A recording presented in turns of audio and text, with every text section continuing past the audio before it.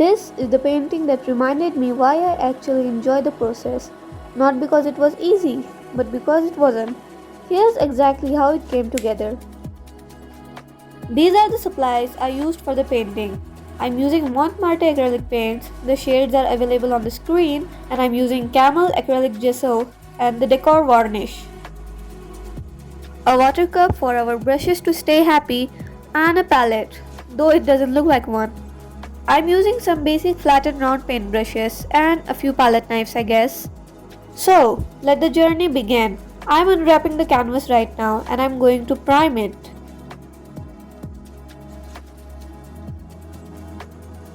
I gridded the canvas before sketching, not for the painting itself, just to keep the proportions accurate from the start. With a composition like this, it's easy to get the car's angle wrong if you eyeball it. Once the sketch was locked in, the grid's job was done. I sketched the car in pencil first, then went over those lines with a thin brush and paint, locking the structure in before any real color went down. I always go with the burnt umber for this stage. It's warm and it sits well under cooler tones without fighting them. Unlike black, it won't muddy the colors I add later. Small choice, but it makes a difference once the shadows go on. This part is the underpainting, a base tone before any real color goes on.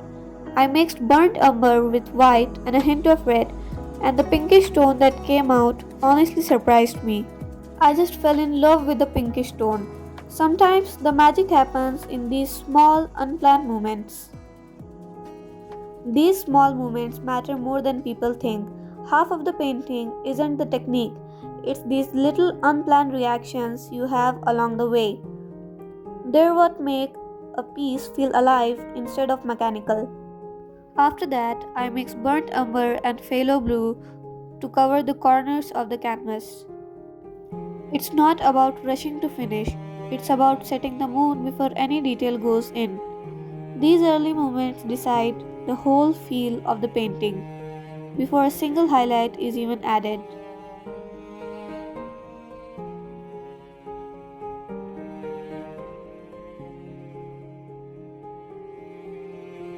With the underpainting down, I moved onto the sky and the tree line, starting rough, just blocking in where the pines would sit.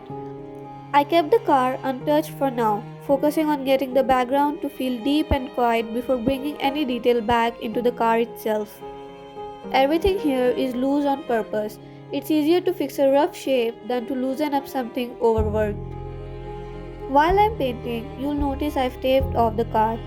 That's just to protect the edges while I work the sky and the background around it. Keeps everything clean so I'm not stuck fixing overlap later. I'm building out the misty tree line, working the color in around the pines so they start fading into the background instead of standing out as flat shapes. It's less about the painting each tree and more about controlling how much of it disappears into the mist.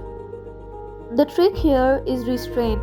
I'm not chasing the detail on every branch, just enough texture to suggest depth before the mist takes over. Some trees stay sharper up front, and the further back they sit, the more they blend into the dark background. The contrast is what gives the whole scene a sense of distance, even in a painting this small.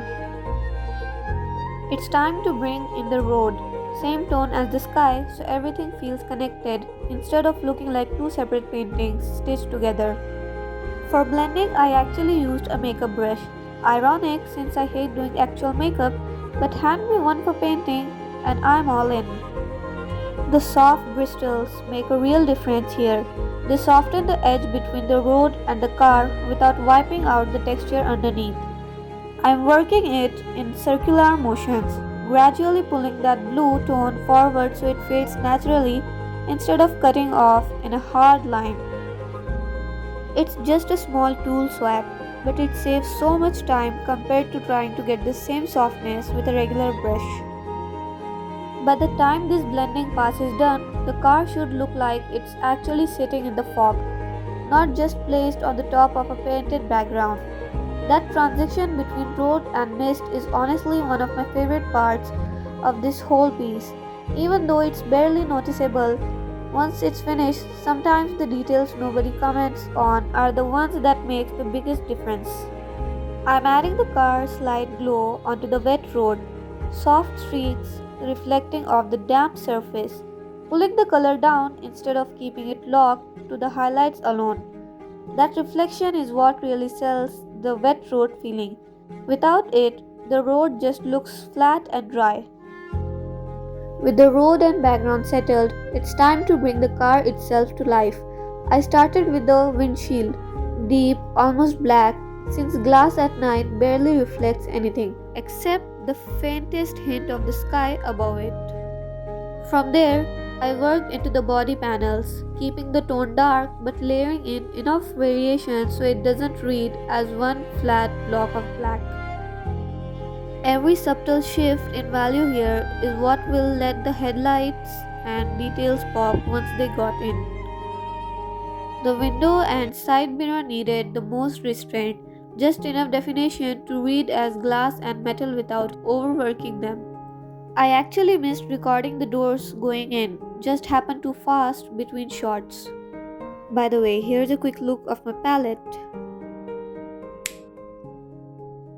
This is the finished piece. Let me know what you think of it in the comments. I'm always curious what stands out to people. Thanks for watching and please don't forget to subscribe.